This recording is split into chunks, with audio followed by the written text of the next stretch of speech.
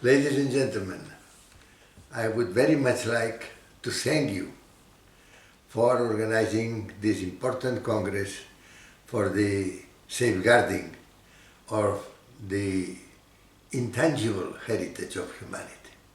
The intangible heritage, yes, is very important.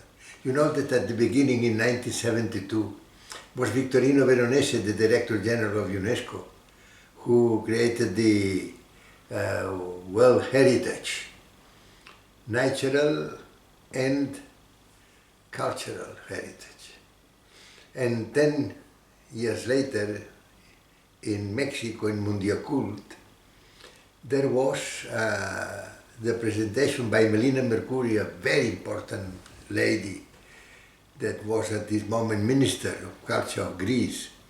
And she said, well, there are some of this heritage that are not completely natural, not completely cultural, and then this was the new way of this kind of a mixture that is very important always. And now, at the end, I remember this very well because I was Director General of UNESCO at this moment, the writer, the Spanish writer Juan Goytisolo, went to see me and said that he was living in Marrakech at this moment. There was one piazza called the Al-Afna that he said, you know, is a wonder because they are there, the persons that are doing the counting of tales during so many centuries, 6 centuries.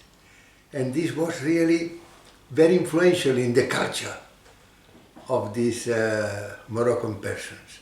And then I thought that this was also very interesting, and we started to introduce the intangible heritage. Now I would very much like to thank to all those, Madam Director, all those that are working under the coordination of Maria Filomena Gosalves in this intangible heritage, making the rules that can preserve this wonderful part of our cultural, natural and intangible heritage. I would like also to thank Madame the Professor Milene Cotto, because she's a very active personality in all related with the role that can play universities in this change. We are now in a moment in which we must, through especially the institution related with science, art, and particularly the universities, we must promote a complete change in many things. The article number 1 of UNESCO's constitution says that we, the educated persons, must be free and responsible. This is what now we must be, free and responsible. And in the preamble it is said we must be inspired by the democratic principles. This is the solution. The solution for the problems that now we are facing is a democratic multilateralism. Ladies and gentlemen, thank you very much for your efforts, and really I think that this Congress in Évora related with the intangible heritage is extremely relevant. Many thanks. Ladies and gentlemen, dear participants, on behalf of UNESCO, it is a pleasure to welcome you to the opening of the International Congress on Safeguarding the Intangible Heritage, Policies and Practices for the Next Decades. My name is Fumiko Hinata, and I'm the Chief of the Program Management Unit in the Living Heritage Entity of UNESCO.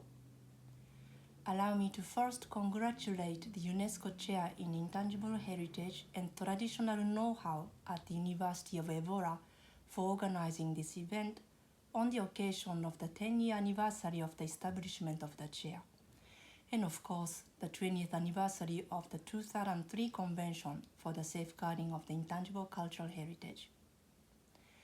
I would like to thank the University of Evora for hosting this event, which will provide an ideal setting for celebrating the ties that unite peoples and culture in Portugal and beyond. This International Congress is particularly timely as we reflect on the achievements of the past 20 years in promoting and safeguarding the intangible cultural heritage, while looking towards the challenges that still lie ahead. As we celebrate the 20th anniversary of our convention, we can note that there is now a firmly established recognition of the importance of safeguarding the living practices, expressions, skills, and knowledge that communities cherish and recognize as their cultural heritage, which can only be achieved with the full participation of communities themselves. Yet living heritage around the world is still under threat, be it due to demographic shifts, economic pressures, mass urbanization, the effects of digitalization, environmental degradation, climate change, pandemics, or changing values and attitudes. These global challenges are pressing, and they call for immediate action.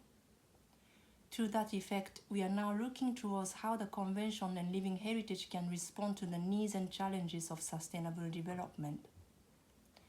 We will be working to scale up our efforts in the coming years, and we are pleased to count on the support of the UNESCO Chair in Intangible Heritage and Traditional Know-how in this endeavor, by bringing together academics, researchers, students, and other stakeholders around our shared goal of strengthening the promotion and safeguarding of the living heritage.